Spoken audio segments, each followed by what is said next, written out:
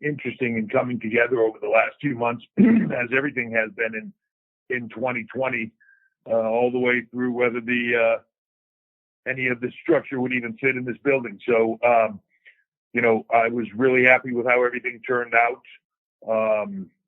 Thought town had a phenomenal night. A couple of injuries, but nothing too serious. And I think why this is the best in-ring brand in the business. New Year's Evil announced tonight, Jan 6th on USA Network. I also want to give a quick shout out to Ariel Hawani for being involved in our pre-show tonight. Is his analysis, just his point of view. I think he adds a lot. His credibility, his positioning. Ariel's incredibly smart. Is one of the most knowledgeable sort of fans of what we do. His knowledge of it and his love of it goes all the way back to being a kid. And for me, as we've connected with this over the last few years, I'm always impressed by his love of it and his passion and his knowledge for it. So, just want to say thanks to him. And it's going to be an exciting few months here as we roll into 2021. 20 hasn't been the best year for anybody, but I'm looking forward to getting into 21, getting on a roll. As you saw tonight, TikTok, Karrion Kross is back. Finn returns. We will be back firing complete, and that's a good thing. And I can't wait to do it and to kick 2021's ass. So with that, I will open it up to calls, and we can talk about what was an amazing War Games. Okay, everybody, one question per hour, please. Thank you. That's *1 for questions. We'll first go to Mike Johnson with PWInsider.com. Hey, Mike. Hey, Paul. How are you? I'm great. So when are you guys going to? I'm doing good. When are you guys going to put on a good show? that was a hell of a show tonight. Thank you very much. Yeah, I'm very proud of these. I was just saying to a bunch of people, talent backstage, that it's hard to perform, I think, in this environment and in this time frame where we are, in the world with limited fans and everything else. But the level of performance that they can put on, that they can block all that out and do what they do. The storytelling, to me, is where it's at. That last War Games match, these things were always train wrecks. A lot of intent, a lot of physicality, a lot of big things and big risks and all of it. But the truth is, when the story is great, and this last one was very, very story driven. It was all about the interaction between all these talent and their story, and that's what I loved about it. It wasn't just about the spots, and that's what makes it. So, to me, I thought the women had an unbelievable night. We say it here, maybe the greatest division anywhere of anything. And I thought everybody else delivered as well. Tommaso Ciampa, Timothy Thatcher put on a clinic. Loomis and Grimes with a hell of a strap match. It was very physical and different. And then, Leon, Damian, and Johnny just, again, telling an amazing story that I don't think you could call all the way through it. And Johnny's making history, becoming a 3-time champion. Leon being made. Damian Priest putting on another monster performance. Everybody got over tonight across the board. A lot of new players, a lot of new faces. So I thought we had a hell of a night. So my question is, you mentioned injuries. It looked to me like Candice LeRae had injured her arm in the spot when Shotzi came off the ladder and Candice's arm ended up under the chair. Can you give us any clarity on how she's doing and what's the rest of the injury report for the crew at the moment? Yeah, so we're right now, for the most part, bumps and bruises on everybody. So, the what you would expect out of this. Candice is getting checked out now, getting her x-rayed and checked out. So I really don't have a status update yet on that. But you are correct. It's like possibly a broken arm. Maybe we're not sure yet, but we'll see where that goes.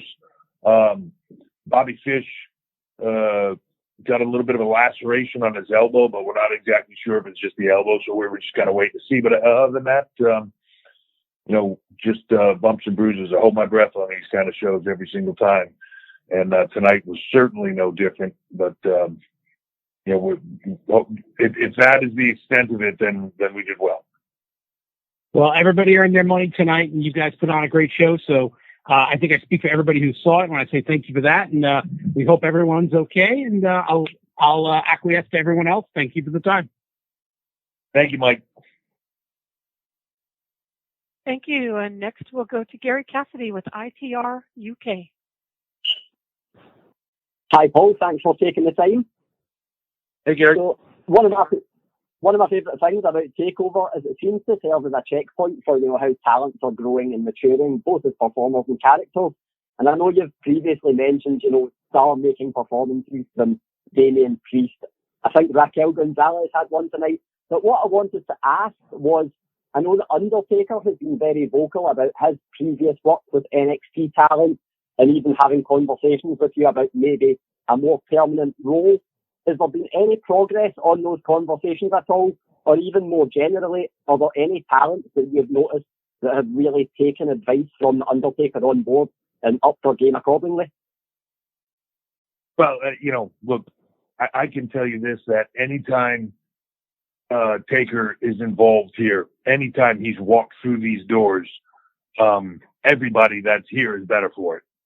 They all come out of here with a different perspective, a fresh viewpoint, and he's one of the most knowledgeable guys that has ever been in the business, I believe. He myself, I learn from him every time I'm around him. So he is looking now, I believe, to move into sort of the next kind of phase of his life, and we've talked a lot about it. It involves being here. It involves the future. It involves getting more into that. I would like to believe he has earned to taking a breath off of his retirement for a moment, and but we actually just touched base in the last couple of days, and that is something that coming out of the holidays we will certainly be talking about in 2021, which is just one more reason to be excited about next year with everything else that's happening. That having him involved, I can't stress enough how impactful that will be to everybody. Couldn't agree more. Thank you very much. Thank you. Thank you. Next we'll go to Jim Barcelona with the Miami Herald. Hi, Jim. Hey, thank you, Paul, Adam, and all the best for the year. What an outstanding takeover again. And especially the match order. I really like the match order as well with tonight's event. My question, with such a change in how things are done in 2020, has it come to a point that on a big show like this, you have a plan B ahead of time in case someone gets COVID? Or is it something not really planned for to deal with until it happens? No, look, I think it's always in the back of your head. I think for everything. I mean, you just if there's one thing 2020 has taught us, it's you can't plan that far ahead because the world can change on a dime. One week we were doing shows with packed arenas everywhere around the world, and the next week we were in an empty warehouse, so to speak. So you just have to constantly be ready. I think it's something that WWE does very well, and it's continued to do, over its 50 years or whatever, is pivot and change and move with the times. And that's something that we're always looking at doing. So you keep it in your head, whether that's injuries, whether that's, something like the pandemic, it's always there. So you always are trying to think of plan B, and we've had to do that a lot, believe me, in the last, 10 months or so. So it's kind of the new norm, but you just keep moving forward, and at the end of the day, it is what it is. And look, the truth is that goes for injuries as well, just as much as it does for anything else. I mean, if you would have told me that Balor and Cross would have been on the shelf at the same time, especially Cross coming out of a win over Keith Lee and becoming champ and having to move on. I mean, you just can't plan for that, you know. Well, thank you. Thanks, Jim. Stay safe. Thanks. And now we'll move to Miguel Leiva with Marca. Hey, Miguel. For having us today. First of all, congratulations on the amazing NXT TakeOver that we have seen. It has been an incredible show. So NXT TakeOver War Games was the last pay-per-view for NXT this year, and we know that 2020 is not finished yet. We know that during the show, during the NXT TakeOver, we saw the announcement of the NXT Special, NXT Evo New Year. Also we've got some upcoming NXT shows, but I want to ask you if you have already set any new goals for NXT to accomplish in 2021. That what can we expect from NXT in 2021, and which new main points do you think that the brand must reach next year? For me, I'm always looking to make the brands bigger and better. That's what you strive to do, whether that's in the UK and working with our partners there on BT and, you know, continuing to get them exposure of a brand new brand in that market, or whether that's NXT here. You know, for me, it's about building the future. That's always the biggest thing that we do. It's about moving forward to that future. And when you see it tonight with a lot of new people on the show, a lot of fresh faces, a lot of people pulling into their first or second or so takeovers. But just fresh faces moving forward and having new exposure and new opportunities and new chances.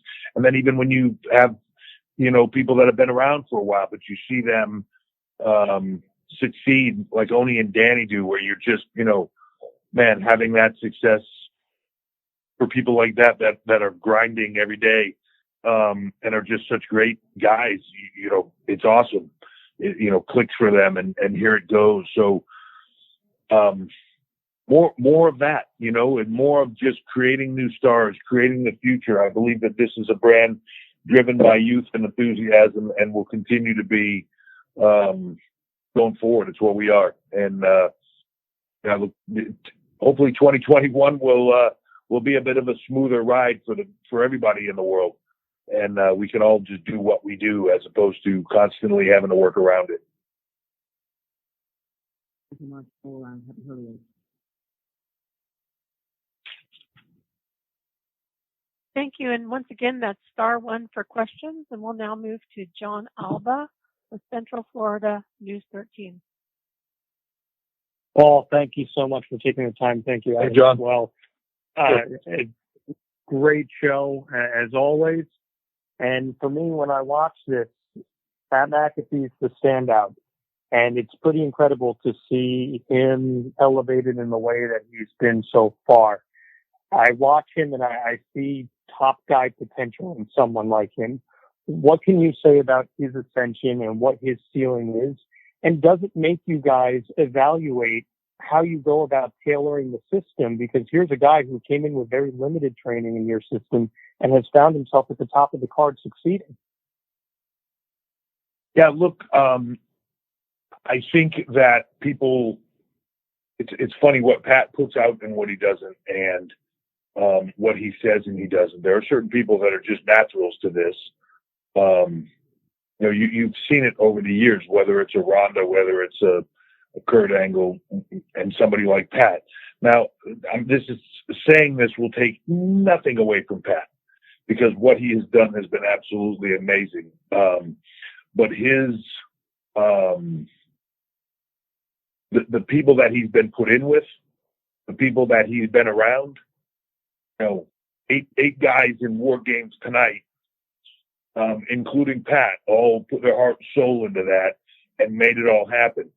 But that doesn't have to happen, right? The other 7 guys that are in there don't have to make that happen for him, and they don't have to allow that to happen. That's them being frozen and selfish and making people. And so there's a lot of that to the success. But make no mistake about it, Pat's phenomenal.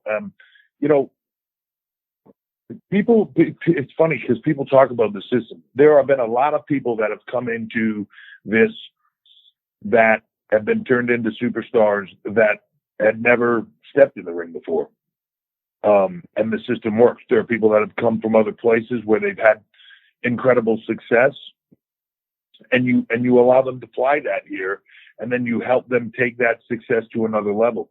You teach them the stuff that they don't know. And I don't mean that as a knock on anybody, because nobody knows everything. And this business constantly changes, and you all grow and learn and move together. And that's the beauty of this. And you know, what we do, being a WWE superstar, in some ways, it's an individualized thing, because it's about you and your stardom and your brand and all those things. But it's also a team endeavor, because you cannot do it without the person across the ring from you, or people across the ring from you, or people by your side. It takes a lot of people to make a star. It takes a lot of people to get that done. But first and foremost is the person doing it. So again, my hat's off to Pat. I don't know that I've seen anybody have a beginning 2-match run and the microphone skills, the promo skills, the character, the everything. You know, he's a natural at it. We say a lot here in the system that, like, one of the hardest things to do in the business is to be yourself. And Pat came in here knowing who he was and how he wanted to be. Like, he just came in here and was just him. He's one of the most amazing people in that his confidence level of walking into something that he's an outsider in, even though he's loved it his whole life, and it's what he's always wanted to do his whole life. And most people don't know that, but that's the truth. When he gets here, he's an outsider. And to be able to still resonate that confidence and be yourself is an unbelievable skill set, and he has it and then some. Thank you very much, and great show tonight. Thank you. We'll now move to Christian Bruns with Power Wrestling. Hey, Paul, once again, a great show with great performances tonight. And over the course of the year, I think we've seen some great improvements. Guys like Damian Priest, Gary mentioned earlier on, has really improved and really found his own in NXT. Rachel Gonzalez was great tonight, has made great strides. So with 2020 now coming to a close, and I know you don't want to leave anyone out, but who's on your list for most improved in NXT in 2020? Oh my gosh. That'd be hard. Again, like I said, we just talked about Pat McAfee, right? But how do you say anybody hasn't had a better run than that in 2020? Then you look at Raquel Gonzalez. You look at Shotzi Blackheart over the last few months. You know, that list is long and it's deep of the people. You see somebody like Leon Ruff come in here, and he just, in the short period of time that he's been here, I've watched him grow. It's hard to put into words, like just seeing him kind of walk in the door nervous and scared and have a certain skill set, and then see him, his psychology, his understanding of that improve. And he's such a great guy, and to see him have success right out the chute. And then you see guys like Danny and Oni that have had the skill set, but able to put the pieces all together. And all of a sudden they're part of promos, and they're part of skits, and they're part of all these other things that are happening, that they're just knocking it out of the park. I don't know that they had that ability 2 years ago. You know, so it's across the board, that level. And to me, that's the stuff that you just see. For us, it's the stuff that you can't see. It just comes across on camera. People like Damian Priest, that their star power is directly related to their comfort level. How they become comfortable is by the people here getting them into that comfort level and changing them as performers, and then doing everything to do it. So the growth this year and everybody has been amazing, and I feel like a little bit of that's what we've been in, is a growth year. But I look at the talent roster now, across the men, across the women, across all of it. It's deep, and it's getting deeper. And behind the stars that are shining right now is a whole nother group that I can see performing and growing every day that will be right there, waiting for their shot in that spotlight. So it's an exciting time. It looks like there are great things in store for 2021. So very much looking forward to it. Thank you. Thank you so much. Thank you. And next from Wrestling Inc., we have Nick Hausman. Hi, Paul. Thank you very much for taking the time. Sure. Thank you. I wanted to ask you about the new Performance Center class. You guys have some great new talent there. Big fan of the Sauce, Alex Zane, but a couple of the Rascals as well. I was wondering if you could talk about why you did not sign Trey Miguel, or if you guys are possibly looking to bring him in and reunite all the Rascals together. Well, look, I don't want to talk about why people are or are not here. Obviously there's a lot that goes into all of that, but for me, the people that do come here, it's seeing the heart and the passion. That really comes down to a lot of it. This is a really, it's a passion business. You have to be all in. You have to be invested in this, every bit of you. And sometimes I see people that have been in it a long time, and it shows that they've been in it a long time.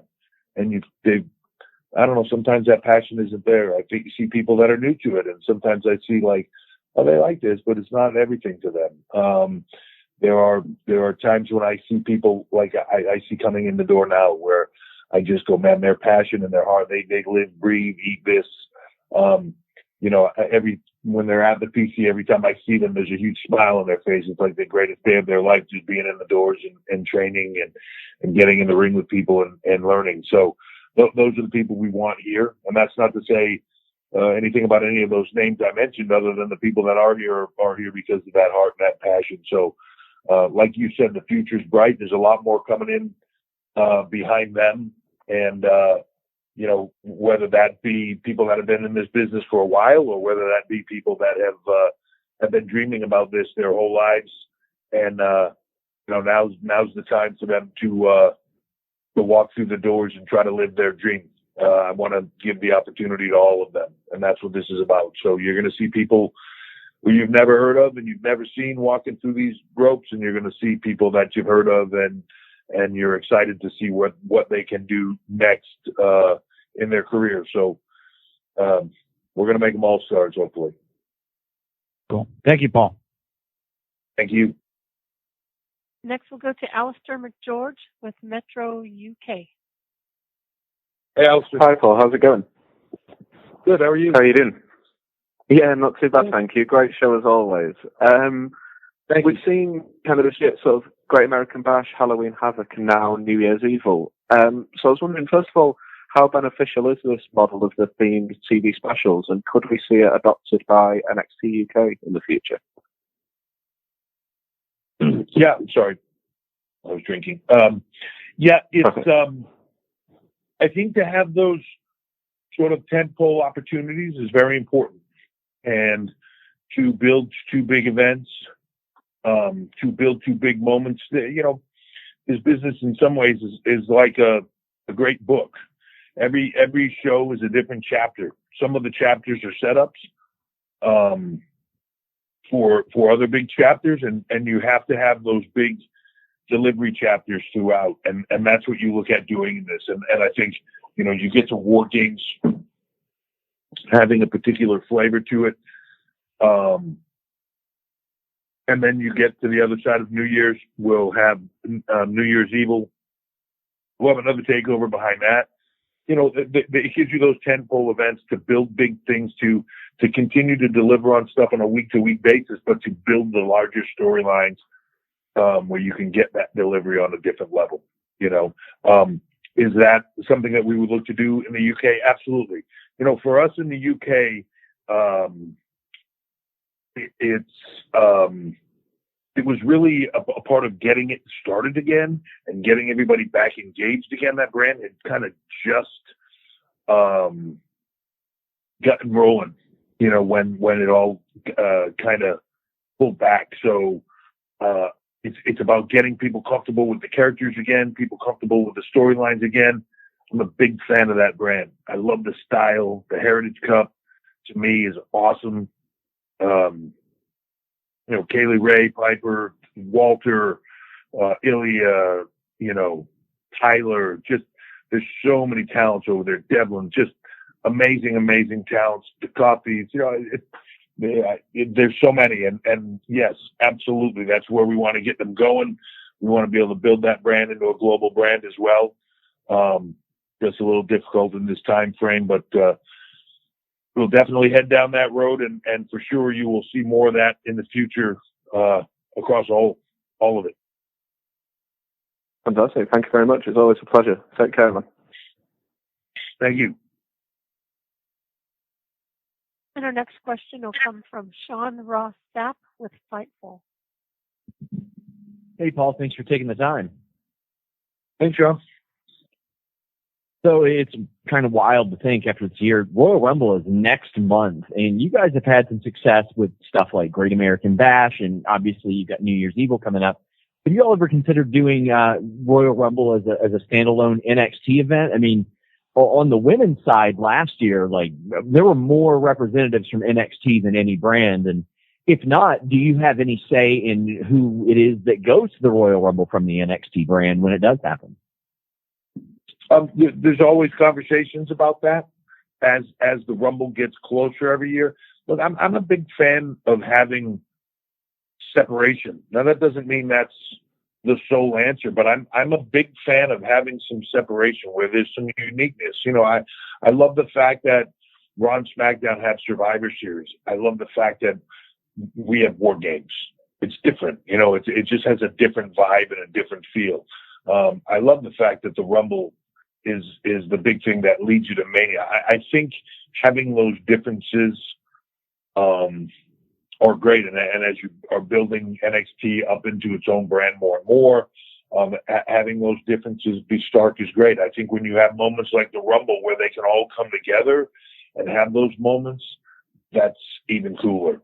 So as that gets closer, I'm sure we'll have a lot of conversations about who we feel should be in there and who we feel we want to give that opportunity to. Thank you. Thank you, Sean. All right, folks, we'll do two more and then we'll wrap for the night. Thank you. Next, we'll go to William Pritchard with WrestleZone.com. Hey, Paul, how are you? Hey, William, how are you? Not too bad. I wanted to ask about the logistics of actually getting the War Games structure inside the Capitol Wrestling Center tonight. I know, on our side of things, there was some concern about how's it going to fit, how's it all going to work. Can you just speak to production-wise how difficult it was, what went right, if you can see things, after the event being over, like, stuff you would do different, just the overall success? Yeah, look, sure. It's a little bit like putting a ship in a bottle. I don't know how they do it. It's just really cool when it's in there. As we were building out the CWC, as a decision was made to do it, and the teams all came together to build that out, one of the questions that we all had was, as we did it, like, wow, War Games is around the corner. What do we do? And you start to float all the options around. Everybody does, and then we all come together and make a decision. So as we were thinking about it, one of the thoughts that was made was, how could we get it in here, and how could we do it if we did?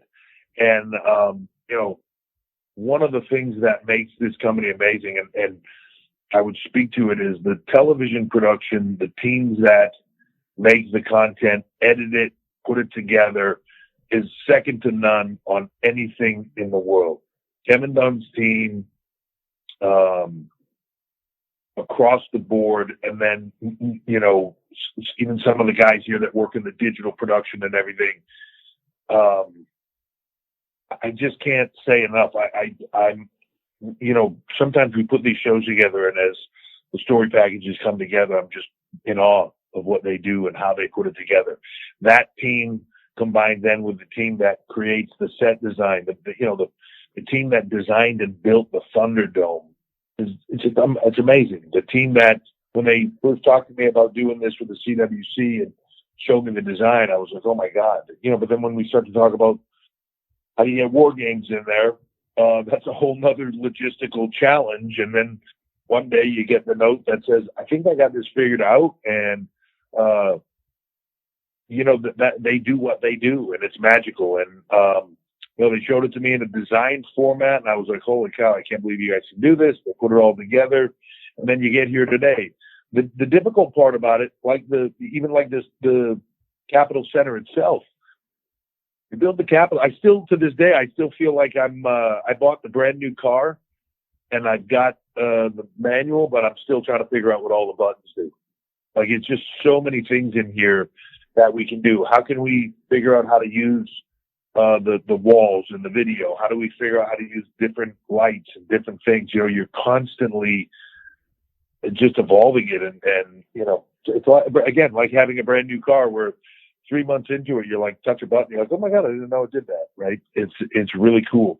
Tonight, they put the war games in here, and production wise, I thought we did a great job with it. I thought the team was amazing. Do I think it'll be better? Yes. Do I think there's a lot of things I would have done differently? Yes. Because until you're doing it live, and until you're cutting it, and until the people are in the ring and it's actually going down, you can't. You gotta drive the car to figure out how it all works. And tonight we drove the car. I thought it was amazing. I thought they did a phenomenal job of putting it all together, but I look forward to doing it again, because we learned a lot tonight, as we do every single night. But I can't say enough good things about the team that build all this, whether it's Thunderdome, Capitol Center, everything in between. They're the best in the world. All right. Thanks very much for your time. All right, next question will be our final one for the evening. The last question will come from Kelly Wells with pwtorch.com. Kelly, thanks as always hey there, Paul. Thanks as always for another great show. I was already going to ask about elevation over the year. NXT's always been about elevation, but has done, for me, some of the best elevation it's done ever this year, whether planned or by necessity because of COVID. Including in the War Games matches tonight with who scored the pins and everything. Is there anybody you would call out as being so instrumental in being so good at restocking the shelves and so good at elevation over the times that NXT's been around? For me, it's the whole team here, and nothing here is an individual thing. Everything is a team, and it's what's great about it. I'm the one that gets on these calls and talks about it, and people talk about what I do. I'm a cog in the wheel, to be honest with you. And that goes from everybody here, from Matt Bloom and everything that he sets up here, to every coach that works here. I can't say it enough. Sarah Amato is a rock star for me with the women's division. Love her to death, and just she's the glue that holds that thing together. I mean, you can look at, and anytime people have been like, oh my God, the division's depleted or something like that a few months later, oh my God, they got the strongest women's division there is. She's a massive cog in that, but it goes to the recruiting team, it goes to the training team, it goes to the coaches, it goes to the writing, it goes to every aspect of it. And then, when you get past that, to have the people that have that long-term knowledge, whether that be the Terry Taylors, whether that be, Brian James, the writers, Shawn Michaels being here, hopefully Taker be here more and more, and then input that I get from others as well. And things that you're seeing things along the way that are just allowing you to spot people's potentials, where they have that opportunity and how you can make the best of it. And we all share in helping that happen. And then, to be honest, it comes down to the talent. And I think we harbor a culture here, to me, that is second to none. I know you hear a lot of people talk about it of things. It's not something that we talk about a lot, but internally here, the culture is second to none. It's just you want to succeed. You want people that are here to succeed. You want to push them to that next level, and every tool to do it is here. So to me, sometimes when I see people that aren't doing it or didn't do it, it's usually that there's a mirror that they should be looking in somewhere. That's the hardest to see in a mirror. First thing you got to do is open your eyes, and most people can't when it comes to them. So, it's a tough look, but that's what they got to do. But to me, across the board, it's team effort here. Restocking the shelf is what we do. Building superstars for the future. 90% of Raw and SmackDown came through here. More will. It grows every day, and I'm excited for the opportunity for all of them. Well, great work in a tough year, and thanks so much for the show tonight. I appreciate it. All right, that wraps up tonight's call. I'm just going to turn it over to Paul for some closing comments.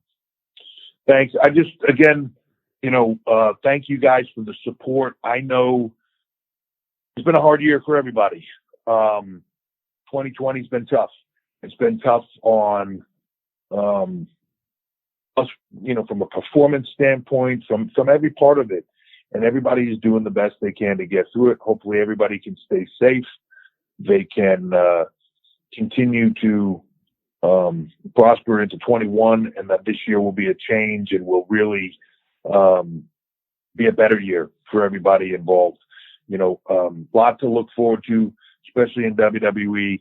NXT is kind of getting on a roll. New Year's Eve on January 6th. Really look forward to that. Look forward to getting some of our top talent back. And again, just excited for all these new, young, up-and-coming talent to making names for themselves and becoming big stars. The future is bright.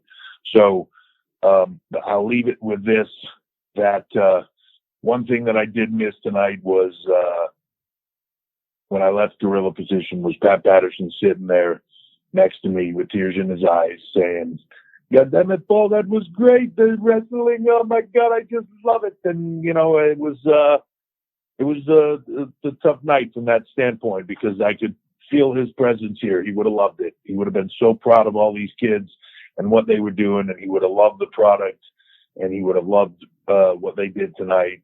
And he will be missed. But I will leave it at that. Thank you very much. Thank you, Pat. And we'll talk to you guys next time. Thank you for the support.